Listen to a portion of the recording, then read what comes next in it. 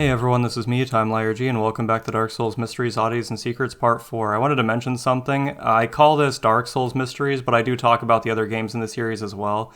I just thought it was pretty misleading to just call it Dark Souls Mysteries. I might label it something else, or I'll state it in the description that, I talk about the other games, not just the original Dark Souls.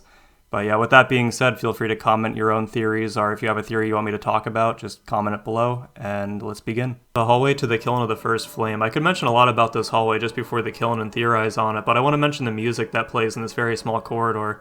As you can see, it's only a few steps before you reach the other side, and this ambient track playing in the background it only plays in this hallway. It doesn't actually extend to the Kiln itself, obviously. And this ambient track is 3 minutes long, actually, and it sounds very mysterious. I have a feeling something was supposed to happen here. Maybe that unused fight with Oscar that you would have at the end of the game if you finish this questline. Not really too sure. The music track would last long enough for that kind of a fight. Not really a boss fight, but just a regular NPC fight. It's really interesting stuff. I do feel like something was supposed to happen in this hallway in between the Lord Vessel and the Kiln of the First Flame. I just don't know what. Leave your own theories in the comments below if you have any ideas. Let's talk about some Dark Souls 2 mysteries. This is about the Handmaids ladle that you get from defeating the two ogres on the shore and things betwixt, and then talking to the handmaid inside of the tree stump house. The item description says it's best to leave it in the kitchen if you care for your life, and it really is just a useless weapon. And I've seen people do challenge runs with this. It's pretty well known. What I actually learned is that it actually gives a stat boost that's useful for soul level 1 runs, and it increases adaptability by 2, endurance and vitality by 1, and it also decreases dex for some reason by 1. Very strange item, and I'm labeling this as a mystery because, why is it there? It's just, I guess, just for fun. You can add stuff to games for fun. It doesn't need to have a purpose. Just for role-playing purposes. You can use the ladle for your own use, just outside of combat. I don't know how many people know about this one, but it is about the oil in the Black Gulch where those hand kind of enemies crawl out of. I forgot what they're named. But you can actually set these on fire by rolling through it with a torch, throwing certain items on it, using Pyromancy.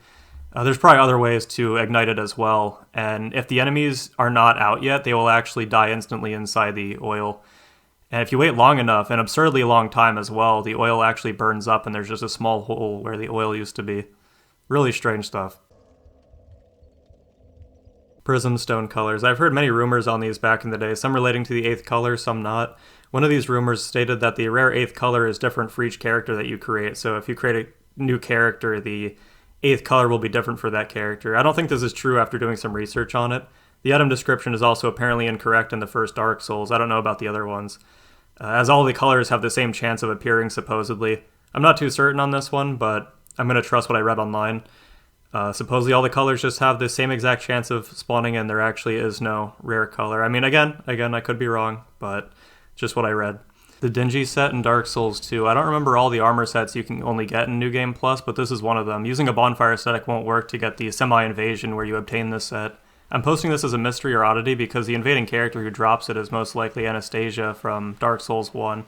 It's kind of weird for her to turn hostile and be in Drang Lake somehow, but it's probably just a neat reference and nothing more. The reason I say semi-invasion is because it's one of those New Game Plus invasions where there's no message and the character kind of just poofs into existence, and right next to her is another red phantom as well, a Faram Knight. Now that I think about it, maybe it does have some lore significance. It's kind of strange for this couple to be down here like this. The item description for this set is rather interesting as well. It says if you look closely at the cloth that has old dried blood on it and then ask what tragedy could have befallen its original owner. By the way, before the same person that commented on the last video comments on this one, I don't think the item description is referencing the fact that you just slain this character. I don't think it's referencing that, because someone commented about Vamos and his royal helm in the last video saying, I don't know that he drops it, when I mentioned that he drops it in the video. I don't know why that person commented that. I'm reading it. I read your comment. I saw it. The mysterious passage and crevice outside of New Londo. There's this mysterious large passageway / tunnel covered with rubble outside of New Londo in the Valley of the Drakes near the elevator that takes you to the basin. I heard theories online that this leads to Ullasil. It's similar to another passage covered in rubble that seemingly leads to Inner Londo in the Iron Golem's boss room. I don't have much to say about this one. I don't think both pathways are connected as if they would have, led to one another. Lore-wise, not development-wise, because there's no proof that was ever a thing development-wise, I don't think. Something of note is that there's a unique noise that plays right in front of the Valley of the Drakes passage as well. It's actually really strange.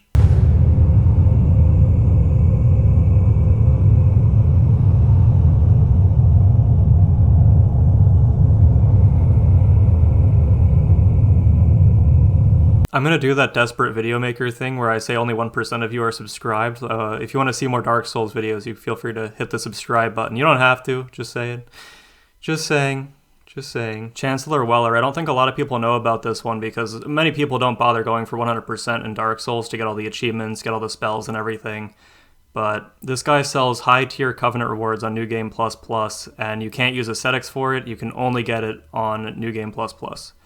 As far as I'm aware, he's the only character that sells different things on this New Game Plus level as well. He sells a Spirit Tree Shield, Crescent Sickle, Curved Twin Blade, Great Chaos Fireball, Wrath of the Gods, and Bountiful Sunlight.